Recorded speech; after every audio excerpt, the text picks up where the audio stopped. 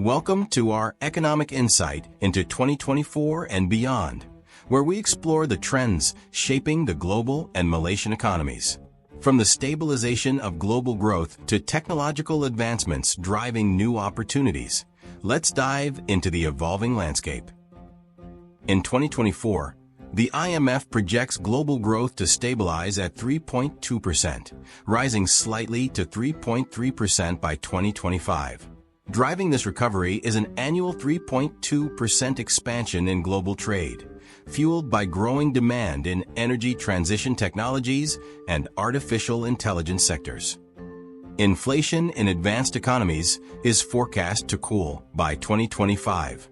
However, emerging markets face slower inflationary declines due to persistent energy and labor market challenges.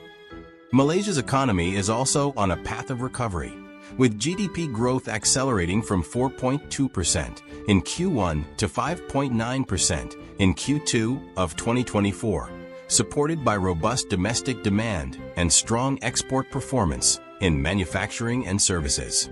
However, rising service tax rates and subsidy rationalization are stretching household budgets, constraining discretionary spending. Technological advancements present significant opportunities. Malaysia aims to attract RM500 billion in investments to position itself as a global leader in artificial intelligence and semiconductor manufacturing. Yet, challenges persist. Price rigidity, driven by fluctuating input costs and subsidy reforms, is testing businesses' adaptability across monopolistic, oligopolistic, and competitive markets.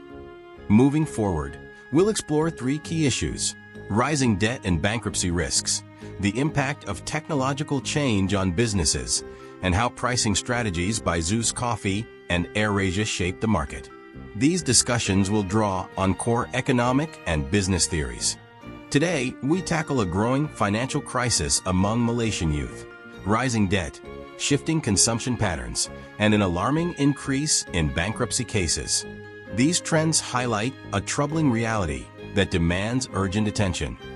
According to the Credit Counseling and Management Agency, EPPE, young Malaysians under 30 have accumulated RM1.9 billion in debt in 2024 alone. Statistics from the Malaysian Insolvency Department reveal that individuals aged 25 to 44 dominate bankruptcy cases from 2020 to September 2024. The main culprits?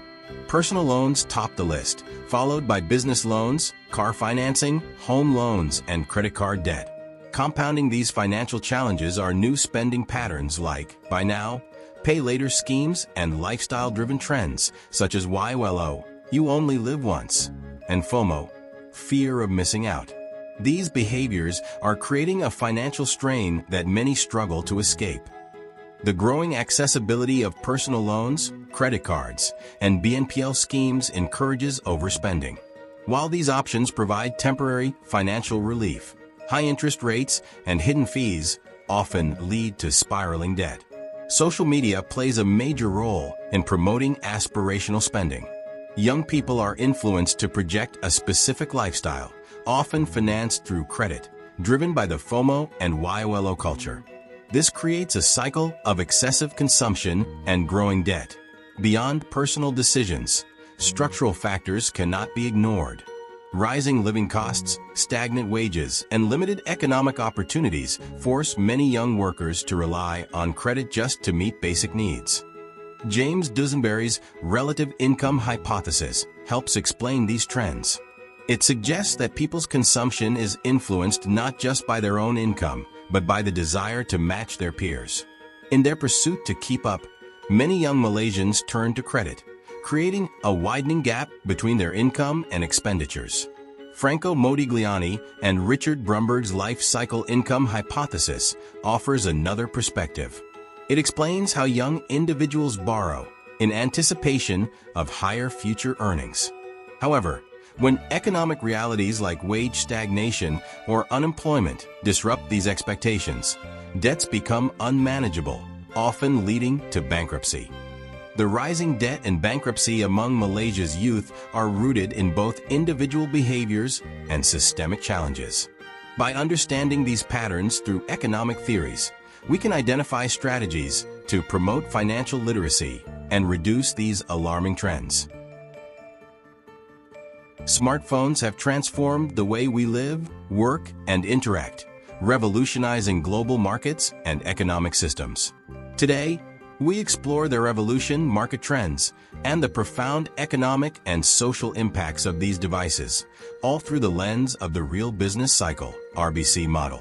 Smartphones have transitioned from basic communication tools to indispensable, multifunctional devices, driven by three critical trends. Modern smartphones increasingly feature AI-driven technologies, offering capabilities like personalized recommendations, enhanced photography, and virtual assistants. These innovations fuel consumer engagement, shorten upgrade cycles, and drive demand for premium devices. Global smartphone shipments grew 4% year-on-year in Q3 2024, with Samsung and Apple commanding 18.3% and 17.7% market shares, respectively. Meanwhile, Chinese brands like Xiaomi, Oppo, and Vivo capitalize on competitive pricing and advanced features to expand their presence in emerging markets. Smartphones are more than just devices. They are powerful catalysts for economic and social change. Smartphones are durable goods with high demand elasticity, directly influencing consumer spending patterns. They enhance productivity by enabling real-time communication and data access, crucial for sectors like e-commerce and logistics. In emerging economies, mobile technology drives GDP growth, with its contribution ranging from 1.8% in developed nations to as high as 24.9% in developing markets. Smartphones bridge gaps in education, healthcare, and financial services, fostering digital inclusion. They connect communities through social media and redefine consumer behavior with mobile payments and digital marketplaces, reshaping how people interact with businesses and each other. The Real Business Cycle (RBC) model provides a framework to understand how technological advancements in smartphones influence aggregate demand and supply. Technological innovation in smartphones acts as a positive supply shock, boosting productivity and reducing production costs across industries. Investment in manufacturing also accelerates capital accumulation, driving sustained economic growth. Smartphone innovation stimulates consumer spending through new product launches and expanding app ecosystems. This creates multiplier effects that boost demand in complementary sectors such as telecommunications and software. Smartphones are reshaping not only our daily lives, but also global economies and social dynamics. By understanding these impacts through the RBC model, we gain deeper insights. Zoo's Coffee and AirAsia, two iconic Malaysian brands, have carved out strong identities in their respective markets. Despite economic fluctuations, both companies maintain unique pricing strategies and market characteristics that reflect principles of the new Keynesian model, including price rigidity and menu costs. Let's explore their journeys and how they thrive in competitive environments. Zoo's Coffee's tagline, "A necessity, not a luxury," captures its core strategy, making specialty coffee affordable. This positioning appeals to younger, middle-income consumers, fostering loyalty and reducing price sensitivity. With over 330 branches nationwide, the brand has established itself as a household name. AirAsia's "Now Everyone Can Fly" philosophy follows a similar approach, offering consistent affordability and trust in air travel. Despite a 13% decline in net profit to RM4.8 million in Q2 2024, the company saw a 30% growth in revenue, driven by high passenger demand. This demonstrates the brand's ability to balance volume with strategic pricing. Both companies exhibit price rigidity, ensuring consistency for customers. Zoo's Coffee's standardized pricing across its branches creates a uniform experience, while AirAsia maintains steady fares to preserve customer confidence, even during market shifts like rising costs or economic crises. However, this rigidity isn't arbitrary. It stems from logistical and strategic considerations. For Zoo's Coffee, frequent price changes across hundreds of branches would incur significant menu costs, including operational adjustments and marketing updates. Similarly, AirAsia avoids sudden fare changes to maintain trust and predictability in a highly competitive market. The new Keynesian model explains how firms like Zeus Coffee and AirAsia operate within markets with price stickiness and menu costs. Updating prices across hundreds of locations is costly and complex, making frequent adjustments inefficient. For AirAsia, recalibrating ticket prices involves intricate systems and customer expectations, further deterring rapid changes. Even during cost increases, such as rising coffee bean prices or aviation fuel, both firms prefer stable pricing to ensure customer loyalty and avoid perception shifts. This price inertia is a hallmark of new Keynesian principles. Nominal rigidity reflects the reluctance of firms to adjust prices frequently due to consumer behavior. For Zeus Coffee, sudden changes could confuse loyal customers and damage trust. Similarly, AirAsia avoids drastic fare adjustments to maintain its low-cost airline reputation. The scenarios illustrate how industries like smartphones, AirAsia, and Zeus Coffee impact and reflect key macroeconomic principles.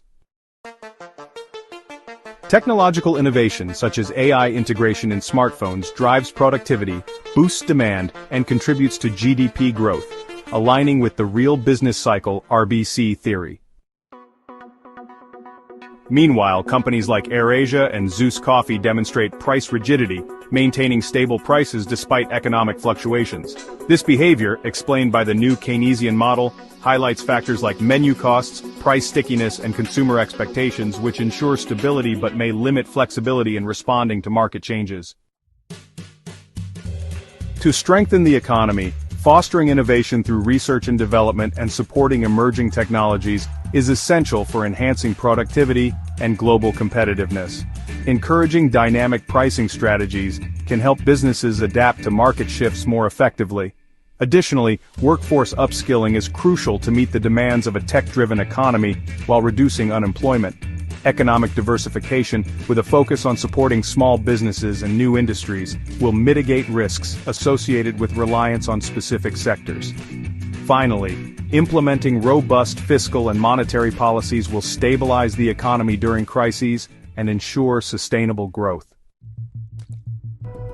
In conclusion, applying macroeconomic theories alongside proactive measures like embracing innovation, promoting flexibility, and enacting supportive policies will enable the country to address current challenges and build a resilient economy for the future.